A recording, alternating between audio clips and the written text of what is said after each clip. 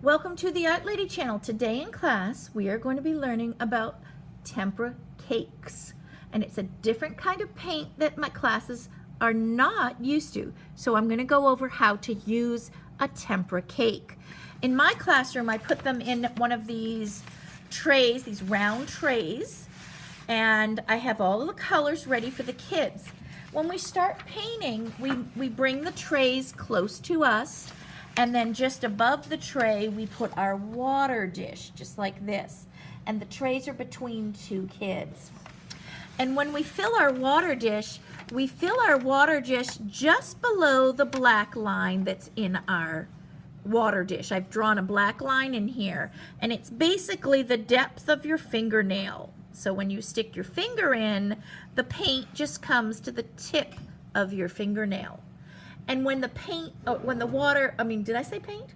I meant water. Yeah. The water. So we dip our finger in, and it's the water is only to the depth of your top of your fingernail. Then what we're going to do is, say if you have really black, dirty water that starts affecting the colors, you can always change out your water as you need to, okay? But for now, we only have a little bit of water, and then if it dirties, we can change it out.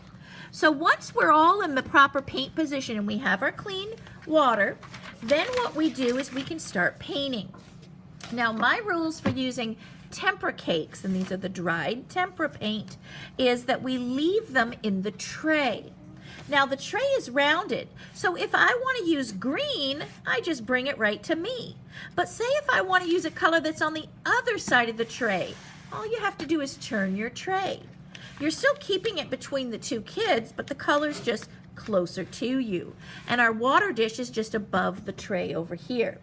Now, with this type of tempera cake, I don't want you picking up these containers and bringing them near you. I want you to keep the containers in this turquoise tray, okay? So we just spin it to us, and then we use it from here. Now, how we're doing this is we take our brushes, and these are dry. So we need to moisten our brush in the water first before we go into the paint. These are tempera cakes, and tempera cakes are very similar to watercolor paint. So that's the same process. You add water, swirl to make your color wet. So what I do is I just reach over, but I'm going to show you bringing it in closer to the video. I dip my brush in. Now I make sure my brush is clean. So to clean it, I just gently swirl it back and forth.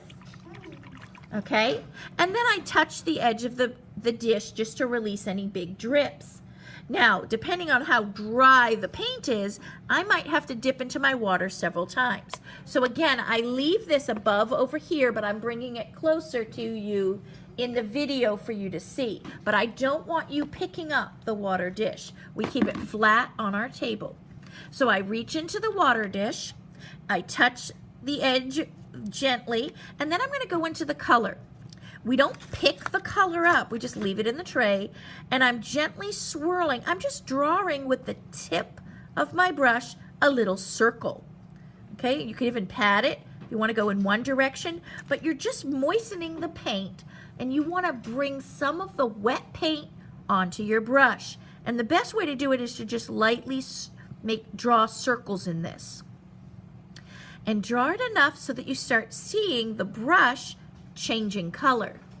Now, the more I swirl into the paint, the darker the color will become. Let me show you. You've seen how I've been swirling and swirling and swirling. Now I'm ready to paint. This is moistened now, and I have color on my brush. And I just go ahead and paint any way I want. Once you start painting, this is not going to last forever, your paint. It's going to start drying out. You can see how it's drying here. And that just tells my brain I need more, what? Paint. So to get more paint, do I just go right over here? No, I've got to re-moisten this again.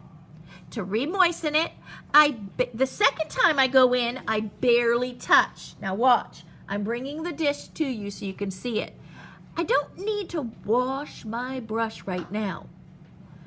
because I'm going in the same color. So I barely touch just to moisten my brush, and then I'm swirling back into my color, and I can continue painting. Say if I want a light color, a light value of this red-orange color, I'm going to go into the water, and I'm just going to barely touch the color. That way, look, I can have a lighter value color.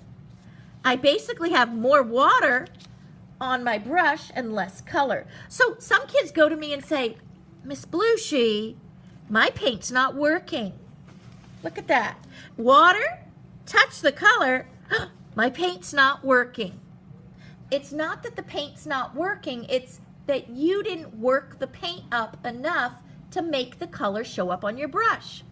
To work the paint up more, you have to stir more into the color. Remember I said you had to bring the color onto your brush. Now, gentle stirring is good. Let me show you close up.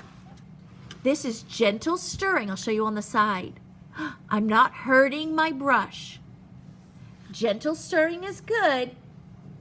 Smashing and scrubbing, look at that, so that the brush looks like a fan is bad.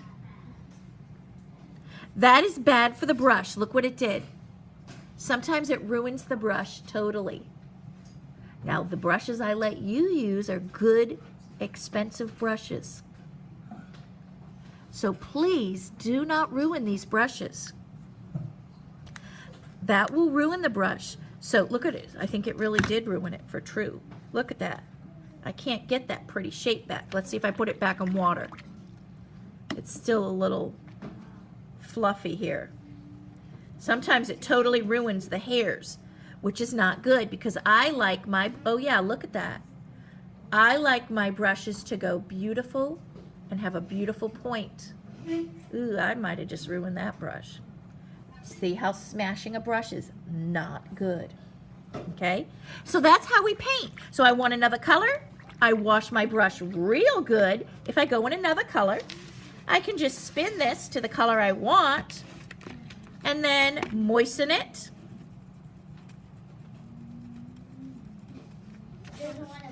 And then there you go. You're good to go. Right there.